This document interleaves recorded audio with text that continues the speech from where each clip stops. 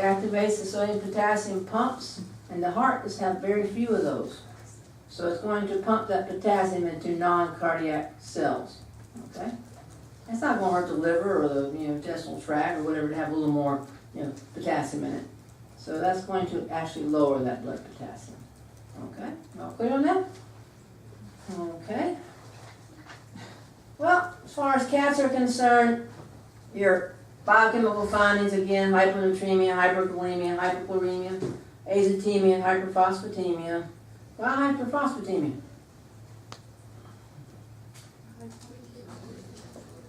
You're going to interfere somewhat with the potassium going out through the glomerulus in the kidney, but you're also, this effects are going to cause weakening. You remember steroids and things help stabilize cell membranes and things. If you don't have them, they're going to be leakier. And what's one of the major things inside of cells? Phosphorus. And so you're going to get more phosphorus coming out there. Hematological findings are usually not seen so often in cats as they are in dogs, but you can have the same thing. A mild anemia, sometimes lymphocytosis and eosinophilia. Okay? So, again, can you use the clinical signs to give you a definitive diagnosis? But you can get a list of differentials, right? And some of your clinical path results will rule out some of those. You can rule out kidney disease because you're going to look at the urinalysis and clinical chemistry and stuff, and those various things. So, but how are you going to confirm that you have hypoadrenocorticism? What's the best? Remember, what do hormones do all day? That. And so you want to see if you're going to get a response, don't you? So what will cause the adrenal gland to secrete cortisol? ACTH, which comes from up here. So we're talking about primaries, our problems here, right? Now, so has the pituitary been secreting ACTH at higher levels probably to try to stimulate? But if the cells can't respond, what will finally happen to the production of ACTH by the pituitary? You say, I'm going on vacation, you're not paying attention to me. But what we're trying, if we give ACTH to a normal animal, you should see an increase in your cortisol levels from baseline to 2 to 3 times baseline, sometimes up to about 5 to 8 times baseline. And that tells you that that's normal. But what if I have primary hypoadrenocorticism? Will it do much good to give ACTH? So I give my ACTH and nothing happens. Could that say, okay, I got hypoadrenocorticism? Okay, so now we can also look at our sodium-potassium ratio to tell what we got, the primary, because it's involved in mineralocorticoids also. And if it's less than 23, again, that's suggestive of a 23 to 1. That's suggestive of a loss of aldosterone. Okay. Now, if no electrolyte abnormalities are present, the only way to differentiate primary from secondary is to actually measure the endogenous ACTH. And remember, where's primary hypoadrenocorticism? Adrenal. Where's secondary? Pituitary. Okay? And again, if you don't have, in other words, let's say in that primary, you're not affecting the whole, let's say it's an infectious process or something, it kind of didn't get the glomerulosa so much yet. So you're still destroying other areas in there. But if it's a problem down there, again, what has the pituitary been trying to do? Stimulate the adrenal, right? So what would my endogenous ACTH levels be in the earlier phases? High. So if I measure my endogenous ACTH levels in this animal, and my cortisol levels are low, my endogenous ACTH is high, what does that tell me? It's not working. The adrenal gland. Everybody follow that? And that's how we work with that, okay? Now, treatment. What's emergency treatment? It's going to be, of course, some fluid therapy, because you're going to usually have hypovolemic shock by the time you see that. And again, the best thing to give initially is your normal saline. Now, you may have to spike that normal saline with bicarb. Why bicarb?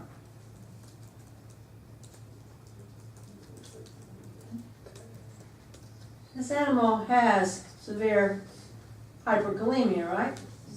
So what have the cells tried to do? They pushed hydrogen out there, okay, and taken potassium in. So if we give this animal some bicarb, that's going to help moderate that pH change and hopefully will help the cells to regulate things a little bit better, okay? But generally, normal saline is what we're going to give. The initial rate is about 90 mils per kilogram body weight per hour in dogs, and 40 to 60 milligrams, it should be mils, I guess, on this one, mils per kilogram for 2 to 4 hours in cats. And this is emergency, which does that mean? Well, I've got a dinner date tonight, so I'm going to plug this animal up to this normal saline. I'll come back and check it in the morning. That's malpractice, right? So you're going to have to monitor this animal very closely, okay? And what you're trying to see is hopefully within about 2 to 4 hours of starting this, you're starting to see improvement. And so then you can switch over to your balanced salt solutions and this type of thing to give it to it. But initially you're diluting out that potassium, and you're increasing that sodium as far as the blood is concerned. And again, your 0.9% saline is the fluid of choice in the beginning because it's going to help with the hypovolemia, it's going to help with the hyponatremia and the hypochloremia, and it can increase vascular volume, raise your blood pressure, and what's that going to do to tissue perfusion? That's going to improve it, okay? But do you want to leave an animal on normal saline? Let's say this animal was 10% dehydrated. Do you want to replace all that fluid with normal saline? 50-50 chance. Yes? How many say yes? How many say no? How many wait until I say which one to use? The answer is no. And why not? Why don't you want to replace fluid deficits all the time with just normal saline? Normal saline, even though it says normal, is not physiological. Notice normal saline is 0.9%. Physiological saline is about 0.75 to 0.85. That's what the saline salt concentration is in the blood. So this is hypernatremic. And when you have hypernatremic fluids for prolonged periods, that sodium will diffuse across the blood-brain barrier and take what with it? Fluids. And what are you going to end up with? Minor thing like cerebral edema, right? Or it can go into the lungs, and you get pulmonary edema. So in other words, is that going to be a good way to treat the animal, or is that just going to make more problems?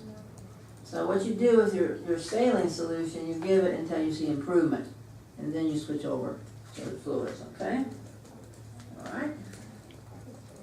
Now, as far as that hyperkalemia, we just talked about that. You can give sodium bicarb, but the best thing to do is to give calcium gluconate initially, and then give your glucose or glucose plus insulin. You should never really give insulin by itself if you have no idea what the glucose levels is, because this animal's not been eating, not been doing well. What do you think his glucose level might be? They're going to be low. And again, do you want to lower them even further? No, so you want to try to moderate those. Okay. Now you'll see the times and things. These are for y'all's information. I'm not going to ask you on an exam how long you should do such and such per minute and everything. That doesn't mean you don't need to know that, because when you get over into the clinic, you're going to need to know that, okay? But you need to know what you're supposed to give, all right? And the best route. Why not just do this IM? It'll take too long? Well, one problem is, to give something IM, it means you have to have good perfusion, right? This is a hypovolemic animal. How much tissue perfusion they get? There you go. So where's that stuff going to stay? IM. Same way with giving it IP, or sub-Q. It's not going to pick up. Orally, forget it. You're not going to absorb it. So that's why IV, that's the best way to go. Now, as far as replacement hormonal therapy, okay, well, you can give glucocorticoids in the initial part. But generally, that's not what we're going to make sure we're doing an ACTH response test is make sure it is a primary hypoadrenocorticism, because what is the main thing we have to replace with primary hypoadrenocorticism? Mineral glucocorticoids. The mineral corticoids. So you can, now also if I'm trying to do if I do an ACTH response test, what am I measuring to determine my response? Blood what? Blood cortisol levels. So if I give this animal glucocorticoids, what's my test going to pick up? What I gave to it, as well as what it might be making. Now that's why we can use dexamethasone, because dexamethasone will not cross-react on our cortisol test. So we can do that. But that's not going to help the mineralocorticoids, but that can help alleviate the stressful situation, this type of thing. Okay? But the main thing we want to use is mineralocorticoid replacement. And basically, the main one we use is hydrocortisone. But there's one problem with hydrocortisone. It has enough mineralocorticoid activity, but may not be quick enough as far as alleviating mineralocorticoid deficiency. And it can also get, you have to give it every day. How much under compliance do you get with giving an injection every day? You might get it for the first couple of weeks, and then they go on vacation and forget about telling the people keeping the animal to do this and everything, so you get another crisis and stuff. So basically, the best thing as far as mineralocorticoid I'm trying to get is Percortin. I don't know if that's Percortin 5 or Percortin V, because no, they don't tell you anywhere, because all it's going to be is a big V. Okay, but this is the main mineralocorticoid. It is an oral medication. It's specifically approved by the FDA for dogs with Addison's disease. It's administered, you can give this IM at a dosage of 2.2 milligrams per kilogram every 25 days. So if you got to give an injection, you have an animal, you got to give an injection, would you rather do it maybe once every 25 days than every day? But one problem is this, will that necessarily improve compliance? No. If you only have to give something once every 25 days, what can often happen? Oh my heavens, I was supposed to give that 5 days ago. So there are problems there. Now, this animal is going to have to be on this mineralocorticoid adjuvant for the rest of its life. You can wean it off the glucocorticoids, but you need to have the owner send the animal home with some glucocorticoids. And let's say the owner knows that there's going to be something like their grandchildren are coming home, and that's going to stress this dog like crazy. So they need to have some of these glucocorticoids available so they can deal with the stress reaction when it comes. Okay? So prognosis, long-term prognosis is excellent in dogs and cats that have diligent management. And again, owner compliance and education are the best ways to get that. Okay? Now they can, as I say, they can decompensate and go into a crisis at almost any time, particularly if they don't get their medication or if there's another stressful situation occurs or something in the household. So that's when the owner should have some glucocorticoids to give. But you need to make sure that owner knows that's not something you give all the time. You give it when the animal gets to start to get stressed and stuff. Okay, so they can deal with stress. And stress, you say, well, that means it's got glucocorticoids. But stress is it's a mental type response to something, and it's moderated by glucocorticoids. If you don't have glucocorticoids, what can happen to the stress? They can be lethal. Okay, so that's what we got to look at. All right. So we straight on that. Primary. We straight. Well, I don't know if you read it, y'all be straight, but now you got the lecture notes. It's got all this stuff in detail in the lecture notes. Okay. All right. Well. So what's secondary hypoadrenocorticism? Where's the problem? Pituitary. Well, you see changes in the adrenal? If you got ACTH that's being secreted from the pituitary, and it stimulates the the fasciculata reticulare cells down in the adrenal cortex, what if you go for a long time and don't stimulate a cell? What will it do? It will atrophy. So very often you can get atrophy in the adrenal. And so that's one thing you're going to ask. Hopefully you can get this very acutely, but we don't usually. Usually after it's been going on for a while, so we really have to evaluate adrenal function when we're doing this so that we know what we're going to have to treat with, okay?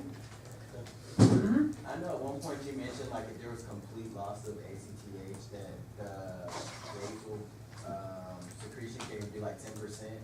Right, but is 10% going to be enough to maintain that animal if it gets stressed or anything? No. No. But is it going to, well, I'm just asking, I guess, is that before it would like begin to shrink? Or? Oh, that even if it's only producing 10%, that's considered to be atrophic, okay? And that's because there's some sex hormones will stimulate the secretion from the adrenal, that type of thing. So there are things which will do it, but in melatonin, this can do it. But there's nothing that's as efficient as your ACTH.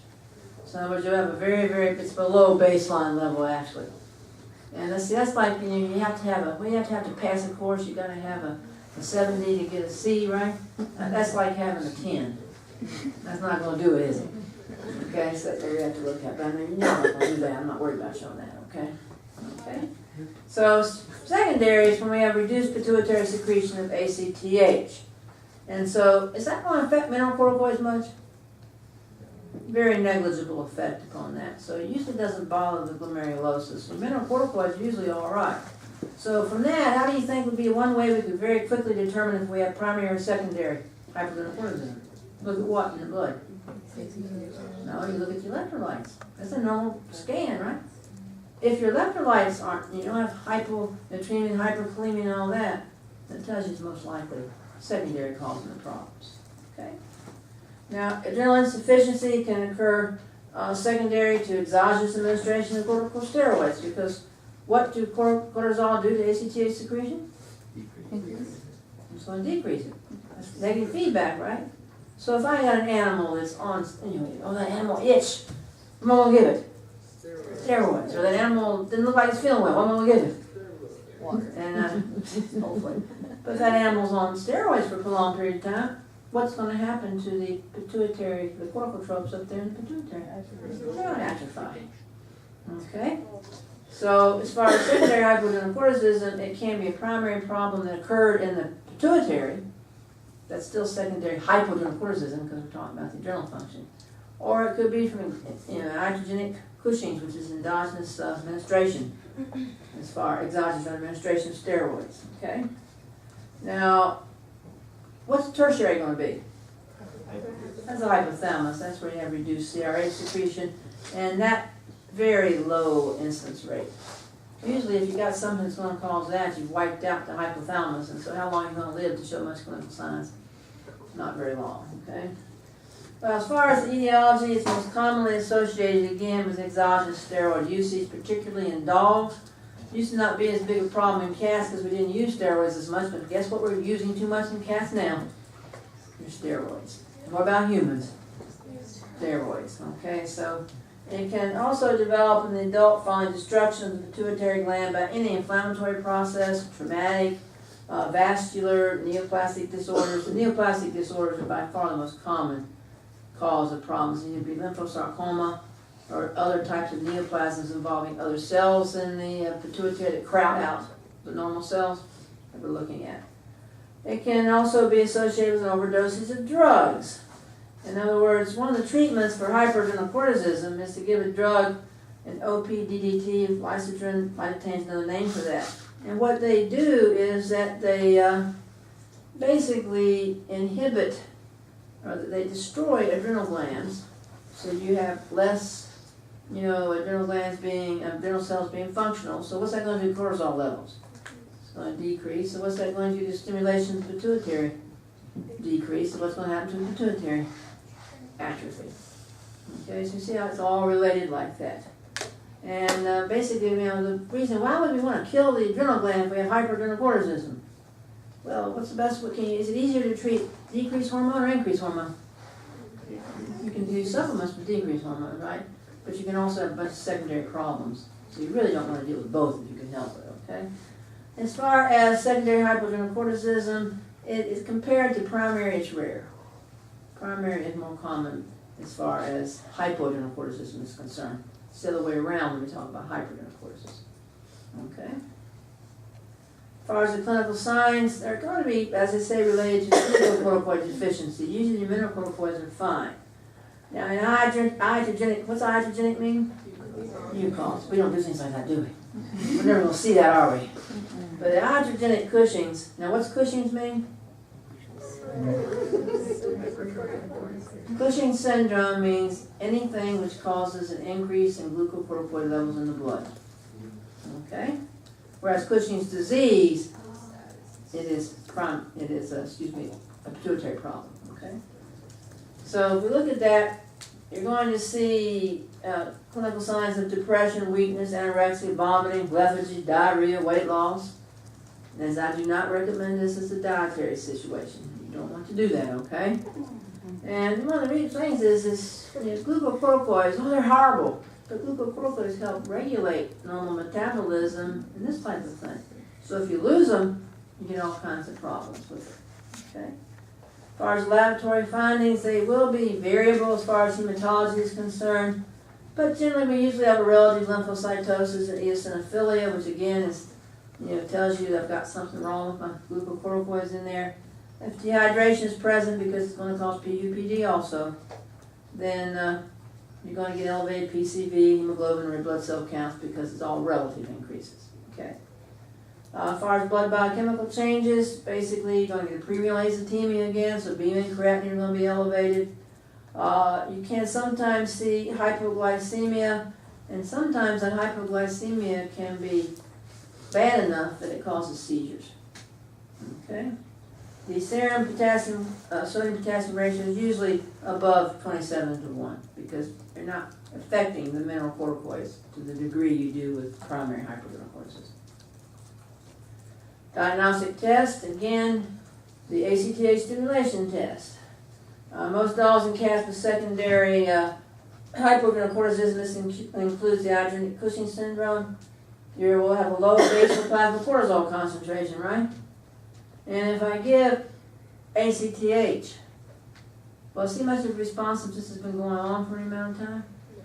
Because even if it's up here, if you've not been stimulating the cells down there, what are they going to do? Atrophy.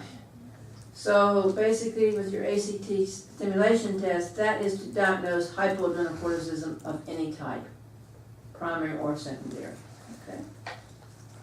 Now your sodium potassium ratio again is greater than 27:1, then that tells you it's most likely a secondary, not a primary problem, as we said.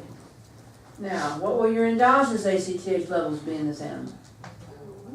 It's going to be low. It's going to be lower than you saw with the primary problem because the pituitary is not producing as much. Okay. All right. So treatment. If you got secondary hypoadrenocorticism, are you going to have to give mineralocorticoids?